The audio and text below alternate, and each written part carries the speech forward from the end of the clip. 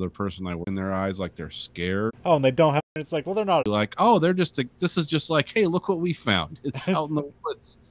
This is kind of cool. It's like if we had Sasquatch in here playing the banjo or something. And all they basically. No, I guess I meant exactly what you said. Guarantee you've never seen. Get through. Well, okay. I read the premise and it was like, a musical horror movie, and like I've only seen one of those before, and I didn't really like it because I thought, well, maybe I'll finally like a musical, and it was like I tried. It was called Repo: The Genetic Opera. Okay, I remember that. And it's watch it. It's not very good. No. But it's novel. Yeah, it's unique. And so it's like, all right, well, we gotta watch this movie. If it has all these weird elements and it's a part of the Criterion Collection, like there must be some quality here. So, yeah. So I decided, and it was modern, which I wasn't expecting because a lot of the movies we're watching are from like the 50s and shit. And this is the first one that's like 2013, I think. Yeah. So. Yeah, watch the trailers for it. It's kind of quirky trailers. Yeah. But yeah, it's not now. Have these people followed up on any other movies? Agnieszka, she's done other stuff, but it looks like this is kind of the biggest movie she does. But there's like some, I can't remember what country it is. It's either Poland or it's like Italian. It was like some big production. It's called just 1983, and it's about some like it's about like some corruption during the 80s, and it's like super style. Anymore. It's not a bad movie.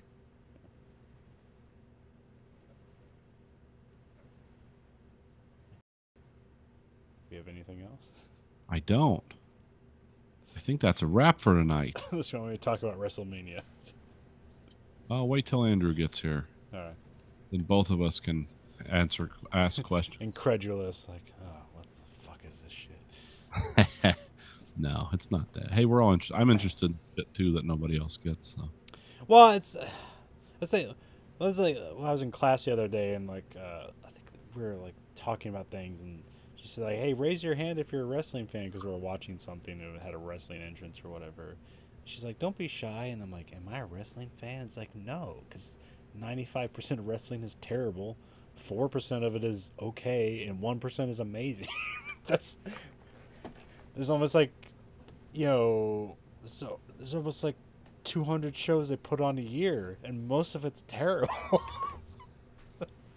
So no, it's a curiosity I have. It's like, is this gonna be the 1% day? Because is this when the magic happens? Yeah. No. Didn't happen. Not yet. There's one good moment, and then like it was probably downhill from there. Because Ronda Rousey is now a wrestler for WWE. Oh, she was the woman that fought in MMA, right? Yeah.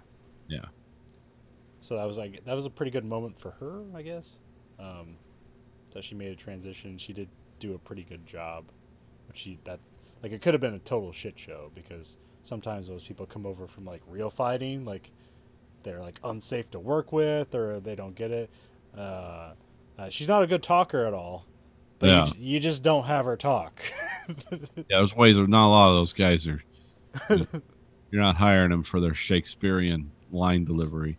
I mean, like, because like the Undertaker, his career is like 30 years long, and all he said was "rest in peace." He keeps it simple. You just gotta have a big like theatrical entrance that takes like 5 minutes for you to walk to the ring as like shit's blowing up and all the lights turn out. Organ music and yeah. She comes out to the I don't remember who sings the song, but like that song where it's like, "I don't care about my bad reputation," that song. Okay. Yeah, I know what you're talking about. And then she's basically adopted Rowdy Piper's like outfit. So she has the white shirt that says Rowdy on it, and the leather jacket. Okay. So she took that up, and then she's known as Ronda Rousey. Well, yeah, it's great. I mean, these guys know how to market entertainment. Yeah. So like her match. So how they set it up is, um, they put a rivalry between her and um, Triple H and Stephanie McMahon, who are actually married in real life. Okay. Uh, and so the match was between them, and it was a mixed match, a tag team match. So it's like basically whenever somebody tags out, the other person has to tag out. So like only women can wrestle women, only men can wrestle men. Like that's how it works. Um, and so her partner was the general manager of Raw, Kurt Angle, who is a like a retired wrestler, but he still wrestles. He is a real Olympic athlete Okay. who won gold medals for wrestling. In fact, made a he like made it into semifinals with a broken neck. Jesus. He's broken his neck like several times over his career. But didn't break the spine, so it's fine. Yeah, I guess. um, So yeah, I thought you look at all these people. It's like this. Well, this could be a real shit show. It's like 40 or it's 3 people like over the hill and their athletic careers, and then Ronda Rousey. It's like this might be pure shit. Uh, and so basically the thing that happened is that whenever Kurt Angle and Triple H were wrestling a little bit, and then Triple H gets you know it goes back and forth or whatever, and then finally Ronda Rousey gets tagged in, and then she basically beats the shit out of Stephanie McMahon. Okay. Um, and then there's a part where like Ronda Rousey and Triple H are like going out. Because the part where like Triple H like stops something, he just grabs Ronda Rousey's foot and just because he's like on the outside of the ring, like he's on the ground, and he's just reaches into the ring, grabs her foot, and just yanks her to the ground. And then at some point, Ronda Rousey is fighting Triple H, who like probably weighs about 100 pounds more than her. Yeah, I was gonna say. I'm looking at pictures of this right now. I mean, it's staged, so you can. But what was the really impressive part? There's a part where they kind of like grapple, and then she starts to do like an armbar on Triple H, and then she sweeps his leg, and then she does a roll, and then she gets up with Triple H on her shoulders. Huh. Uh, which was pretty impressive. And then Yeah. and then she's about to do some like body slam or whatever, but then Stephanie McMahon comes in and interferes or whatever.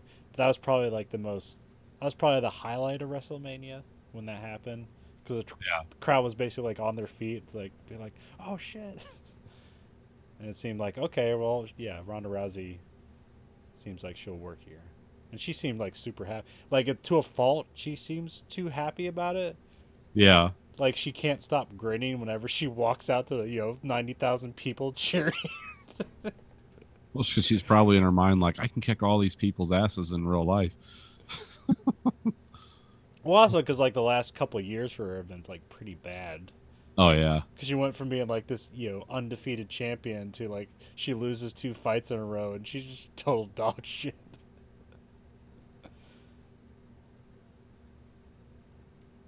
So I guess it's good for her. Yeah. Well, good. Yeah.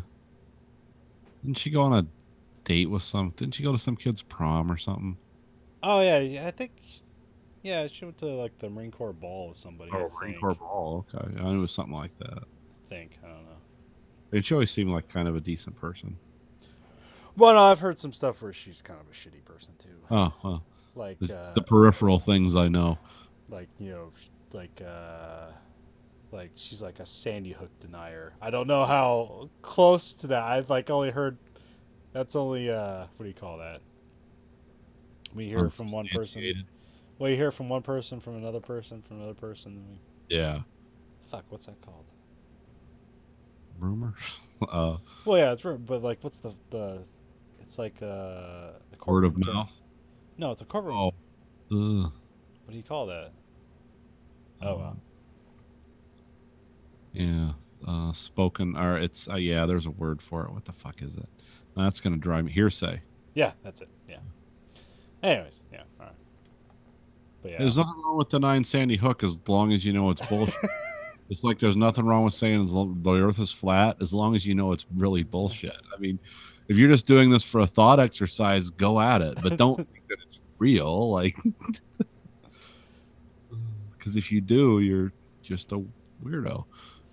Yeah, there's about 9 more matches I can talk about. So. Okay, well, we got plenty of material then.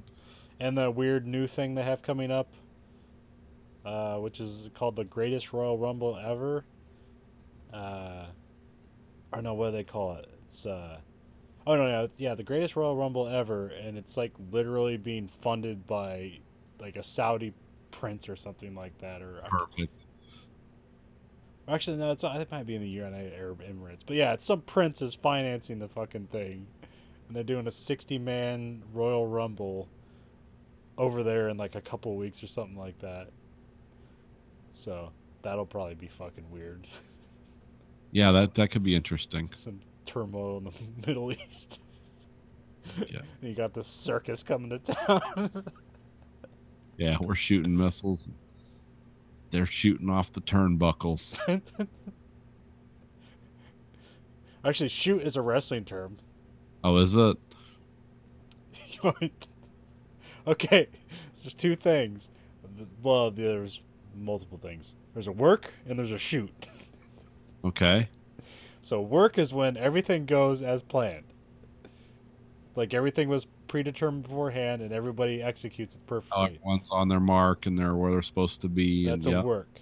A shoot is when it's called like shooting straight or whatever. I'm not sure, but like a shoot is when somebody does some real shit that's unexpected and nobody knows what the fuck's going on. That's a shoot. Really breaks a chair across somebody's back. When the cage match goes wrong.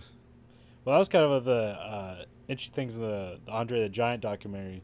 It's like one of the biggest wrestling moments ever was at WrestleMania 3. That's when they did in the Silver Dome. And that's where Hulk Hogan beat Andre the Giant. Uh-huh. And I'm not sure it was real or not, but like essentially, because Andre the Giant was so big, throughout his 15 years before that moment, he'd never been beaten. Oh, okay. So that was actually like a big thing because he finally got beaten by Hulk Hogan. Who like, they made him like a rival too, because like up to that moment, like he was kind of like a lovable guy, but then they made him a rival at that point, so Hulk Hogan can have a rival. Oh, I see. And so they planned out the match, like Hulk Hogan, like they had the legal pad that Hulk Hogan wrote the whole match out on, because at that time, Andre the Giant could only do so much in the ring because he was hurting so much. So right. Hulk Hogan like came up with a match according to his abilities. Okay. But the end, because like he had such respect for Andre the Giant, he wasn't gonna just like write the ending for him. It's like, and this is where I beat you. So like as they tell it, you never know, that he never knew whether he was gonna win that match until the very end, because usually the senior wrestler in those moments, like they kind of like give commands at certain moments, like they kind of and the referees help out too. Yeah. So there's a moment where like it gets near the end and Hulk Hogan's like basically waiting to see what Andre the Giant's gonna say, and then he hears him say "slam," and he knows like, oh, that's when he gets I'm gonna slam Andre the Giant, and then he slams Andre the Giant, and then like he yells like "pin," and he's like, and that's the only time he knew like he was actually gonna, oh no, leg drop, and he does a leg drop and pins him, and that's the only time he knew that he was actually gonna win that match, was like right at the end there. Huh. Well, that's amazing. Sad story. Yeah, it's all sad after that. That's pretty much the end of his career. Yeah. And one of the reasons he hated Vince McMahon was because of that. Oh. Anyways. All right. Well, this week for the American Greed Factory podcast, this is Nathan. This is Colin. Goodbye, America.